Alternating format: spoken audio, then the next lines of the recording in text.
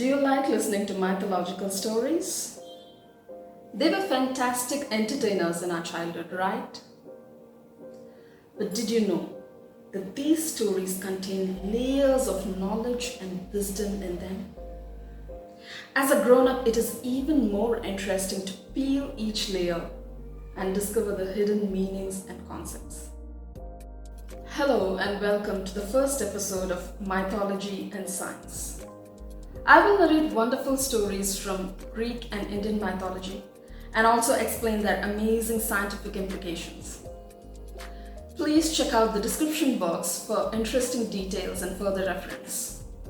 You can like, share, and comment on this video, and also subscribe to my channel, Balancing Act. Now it's story time. Once upon a time in Greece, there lived a young boy called Phaeton. His father was Helios, the sun god, and his mother was Clymene, a water nymph on earth. Helios had the job of perpetually riding his chariot of fire around the earth. Hence, he could never make time to visit his family. Clymene's constant assurance that Helios loved his family was good enough for Phaeton to cope with his father's absence. Until one day, Phaeton's friends accused him of lying that the sun god was his father. Phaeton was furious, but paralyzed with embarrassment. With his mother's permission, he traveled to the heavens to meet his father and ask for a testimony of their relationship. The teenager was enamored by the grandeur of the sun god's golden palace. Tongue-tied was Phaeton when he beheld the regal brilliance of Helios. But he quickly gathered himself to admonish the mighty god for being a negligent father. He spoke of his predicament and asked his father to set it right. Helios was full of remorse and overwhelmed with love. In an attempt to make up for his absence, he declared to grant anything his son might wish for. Anything. Phaeton was chucked with excitement at the offer.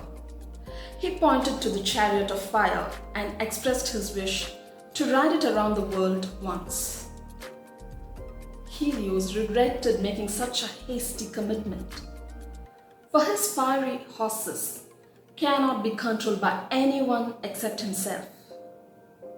He warned his son of the difficulty of making his horses climb up the sky, the danger of riding so high above the earth and plummeting rapidly into the dusk.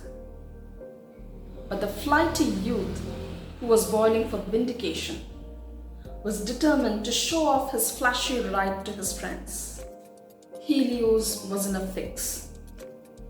Allowing the untrained youth to ride can prove fatal, but going back on his promise would break his son's faith in him. He reluctantly led his son to the chariot. Phaeton happily hopped on. No sooner than he held the reins did he resent his choice, for the horses went berserk. He was alarmed at how the steeds breathed out fire while heaving up the sky. Once up, they ran in full speed, accelerating dangerously close to the earth. The boy lost control of the reins. The chariot of fire completely scorched the vast expanse of forest, turning it into a desert. People were burnt black. It was then the god of gods, Zeus, came to the rescue. He threw a powerful bolt of lightning to scare the horses away. The terrified horses turned and ran away, but Phaeton got jolted off the chariot and died. Helios was stupefied. Unable to forgive himself for his son's death and burning Mother Earth, he resigned from his duties as punishment and never left the palace. The earth then suffered an unusually long period of darkness and cold spells. Life was diminishing without the warmth and light. It was again Zeus, the lord of Jupiter, who approached the grief-stricken sun god and cajoled him to return to his duties. With Helios resuming work, Earth came back to normalcy. But the burnt land remains a desert to this day. This story can be interpreted differently by a 6-year-old, a parent, a psychologist, and so on. My interpretation is that of an astronomer. Let's get to it. Helios, his palace, and his chariot are all metaphoric representations of the sun and its characteristics. We are all aware that the sun is stationary and its gravitational force has roped in the planets into the solar system and makes them rotate and revolve around it. For the sake of easy understanding, the story describes movement as it is seen from the earth. So the path in which Helios rides his chariot of fire is actually the rotary motion of the earth that causes day and night. The description of the horses climbing up the sky, running high above the earth, and plummeting are all representative of the sunrise, the high noon, and sunset. Earthling Phaeton, who is the producer of Helios, represents the gravity produced by the sun. Phaeton going to meet his father indicates the sun's gravity pulling the earth closer to it.